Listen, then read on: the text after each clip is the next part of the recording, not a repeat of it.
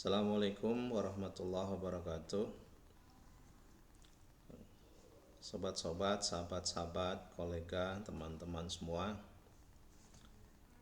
Pagi ini kita akan memperbincangkan tentang dunia tanda, dunia nama, hingga sampai kepada mitologi. Nah, saya akan mulai dari sejarah kehidupan manusia. Saya mengutip di dalam Al-Qur'an gitu ya, bahwa Adam sebagai manusia yang diciptakan oleh Allah Subhanahu wa taala pertama kali, hal-hal yang diajarkan Allah kepada Adam itu adalah tentang nama-nama. Nama-nama objek-objek, ya, nama-nama dari objek-objek yang ada di sekitarnya. Tentu saja nama tidak hanya pada objek ya, tetapi nama yang diberikan manusia atau yang kemudian manusia menamainya itu tidak hanya pada benda-benda, tapi juga pada gagasan-gagasan, pikiran-pikiran, dan juga terhadap peristiwa-peristiwa. Semua diberi nama. Karena itu memang untuk memudahkan manusia di dalam berinteraksi. Karena manusia adalah makhluk pengguna tanda, pengguna nama, pengguna simbol. Dan bahasa itu adalah simbol-simbol atau nama-nama yang disusun secara rapi, secara sistematis, yang kemudian bisa kita gunakan. Nah, sistematika tanda di dalam bahasa semacam itulah yang kemudian kita kenal sebagai gramatika. Nah, kembali kepada apa yang Allah ajarkan kepada Adam ya. Allama Adam wa allama Adam al asma'a kullaha gitu. Jadi Allah ajarkan kepada Adam tentang nama-nama atas segala sesuatunya. Dan ini menjadi pembeda antara makhluk yang lain dengan manusia. Manusia mempunyai kemampuan untuk mengembangkan gagasan, pemikiran melalui nama-nama tadi. Yang tidak lain nama itu sendiri cakupannya adalah termasuk bahasa yang kita gunakan atau yang manusia gunakan. Nah, di dalam memberikan nama gitu ya, nama terhadap benda, nama terhadap gagasan, nama terhadap perilaku, ada kalanya ada nama yang sama ya, namanya sama, bunyinya sama, bacaannya sama begitu, dibaca sama gitu, tetapi benda yang dirujuk berbeda gitu. Misalnya tulang gitu. Tulang dalam bahasa Indonesia tentu ya kerangka yang menstruktur di dalam tubuh yang kemudian dibalut oleh daging, itu tulang sebagai sebuah nama. Tulang sebagai sebuah nama kita pahami semacam itu. Tetapi dalam budaya yang berbeda, tulang itu adalah paman gitu. Dalam bahasa Indonesia paman. Tulang itu sebagai sebuah nama digunakan oleh saudara-saudara kita di Sumatera Utara yang punya arti, yang punya makna atau merujuk kepada sesuatu, yakni paman. Namanya sama, sama-sama tulang, tetapi rujukannya berbeda. Di dalam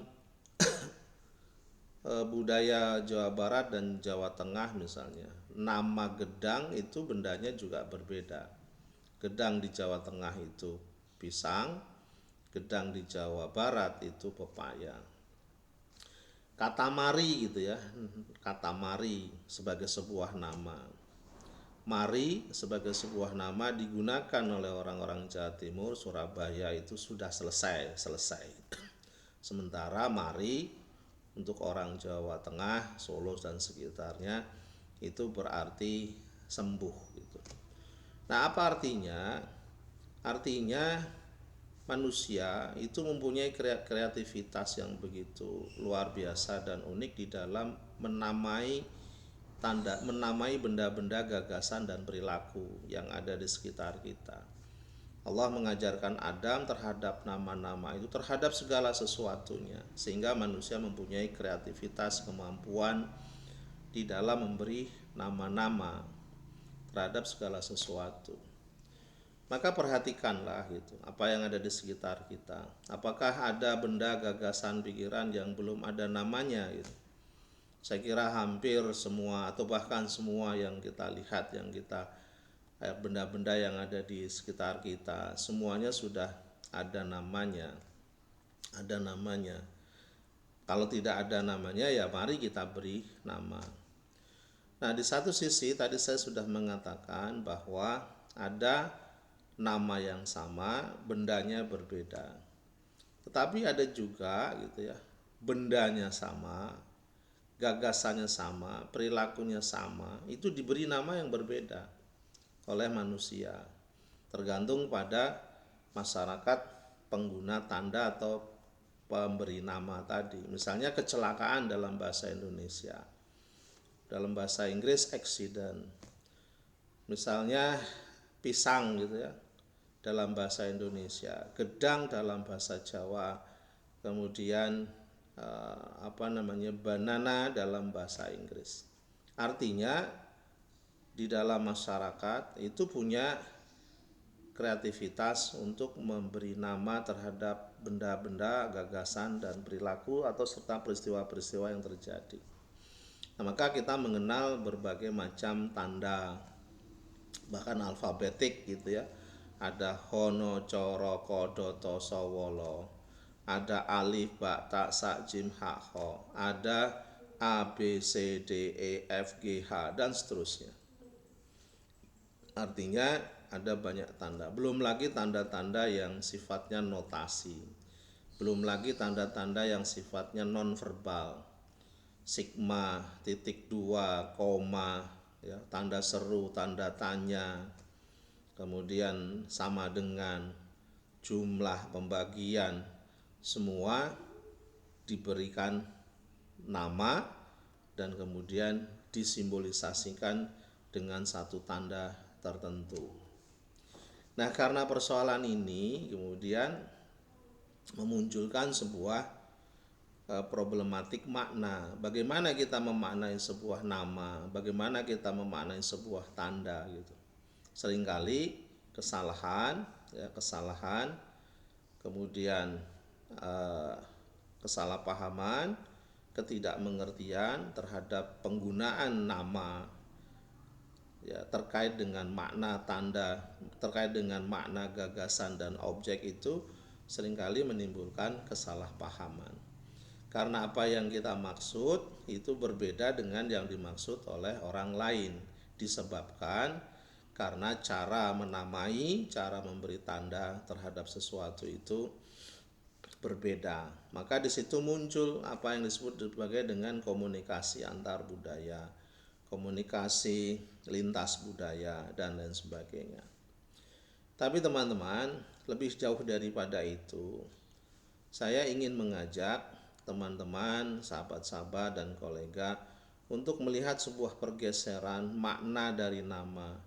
Itu tidak hanya pada makna dari nama itu tidak hanya tergantung atau ditentukan oleh hubungan antara nama itu dengan bendanya, atau nama itu dengan peristiwanya, nama itu dengan gagasannya. Tetapi nama dari satu benda itu bisa mengalami perubahan makna. Nah, hubungan antara nama dengan benda, hubungan nama dengan peristiwa, hubungan nama dengan gagasan atau hubungan nama dengan perilaku, ya, itu bisa mempunyai makna pada makna tingkat pertama, tetapi bisa lebih jauh lagi pada makna tingkat kedua. Misalnya saya ingin mengatakan begini, beringin. Beringin sebagai sebuah nama itu adalah pohon. Ya, beringin itu adalah sebuah pohon. Beringin itu adalah sebuah pohon. Soeharto itu adalah nama seseorang. Apalagi Garuda. Garuda itu adalah nama seekor burung. Tetapi hubungan antara nama dengan objek atau gagasan tadi itu tidak hanya berhenti pada persoalan itu. Sebab beringin sebagai sebuah nama mengacu kepada sebuah pohon atau pohon, nama bagi satu pohon tertentu yang mempunyai karakteristik yang bisa kita bayangkan bersama. Tetapi dalam kehidupan bermasyarakat, yang namanya beringin itu tidak harus dimaknai sebagai pohon, tetapi bisa lompat pada makna kedua, yakni partai politik atau Golkar. Golkar. Nah, beringin atau Golkar tadi, beringin itu bisa menjadi sebuah mitologi. Ya, beringin itu bisa menjadi sebuah mitologi gitu. Dimana karena kejadian-kejadian, peristiwa-peristiwa yang berkembang di masyarakat dan kemudian menjadi cerita yang terus-menerus, maka beringin tadi bisa menjadi sebuah mitos. Apa mitosnya? Angker. Jadi mitosnya angker. Demikian juga Garuda misalnya. Garuda itu adalah sebuah nama bagi seekor burung. Tapi Garuda kemudian bisa diartikan sebagai lambang negara. Garuda bisa diartikan sebagai pesawat terbang. Garuda bisa diartikan yang lain lagi. Jadi hubungan antara nama atau tanda, simbol segala macam itu tidak sebatas hanya pada hubungan antara nama dengan bendanya saja atau nama dengan gagasan, nama dengan perilaku, nama dengan peristiwa. Tetapi nama ini bisa melompat menjadi makna yang kedua, yakni makna yang berkaitan dengan asosiasi dan gagasan yang lebih luas. Bahkan nama itu bisa menjadi sebuah mitologi. Misalnya warna hijau gitu. Jangan memakai baju hijau di pantai laut selatan. Itu menjadi sebuah mitologi. Kenapa itu menjadi sebuah mitologi? Karena warna hijau itu dibalut dengan cerita-cerita yang berkembang di dalam masyarakat sekitar, misalnya masyarakat sekitar di laut pantai selatan yang kemudian berbicara tentang baju hijau. Padahal warna itu nama sebuah warna. Hijau itu nama bagi warna. Baju itu nama untuk pakaian dan segala macam. Artinya pakaian. Nah, itu bisa menimbulkan banyak persoalan, bisa menimbulkan banyak persoalan bahwa nama itu bisa menjadi sebuah mitologi. Nah, inilah hal yang penting menurut saya yang harus dipahami terkait dengan bagaimana kita memaknai satu nama yang kemudian bisa berkembang menjadi makna yang keluar dari makna pertama dan kemudian bisa menjadi sebuah mitologi. Ya, mitologi gitu. Nah, hal semacam ini pada akhirnya berimplikasi pada cara kita memaknai sebuah pernyataan, memaknai sebuah statement, memaknai sebuah bahasa gitu. Ya, kegaduhan komunikasi seringkali muncul antara makna pertama, makna kedua, dan makna ketiga. Tidak sinkronnya antara makna, memang tidak akan sinkron antara makna pertama dengan makna kedua dan makna ketiga. Makna yang sifatnya leksikal, makna denotatif, makna yang sifatnya asosiatif, dan makna yang sifatnya mitologi. Ketiga-tiganya ini hadir, eksis di dalam masyarakat, dan ketiga-tiganya sering dijadikan sebuah game gitu, sehingga orang menyatakan makna pertama, mengklaim sebagai makna pertama, tetapi memungkinkan munculnya makna asosiatif, memungkinkan munculnya makna mitologi. Salah satu kegaduhan komunikasi, keriuhan komunikasi disebabkan aspek pemaknaan yang berbeda-beda ini yang kemudian diterima sebagai sesuatu yang harus dipertentangkan. Inilah barangkali yang bisa saya sampaikan terkait dengan bagaimana nama ya penting di dalam kehidupan kita, bagaimana tanda itu menjadi penting di dalam kehidupan kita, karena kita tidak mungkin hidup di dalam berinteraksi secara sosial sesama kita tanpa menggunakan nama-nama atau tanda-tanda, sebab kita hidup dalam lingkungan tanda itu sendiri. Terima kasih, mudah-mudahan bermanfaat, semoga mencerahkan. Assalamualaikum warahmatullahi wabarakatuh.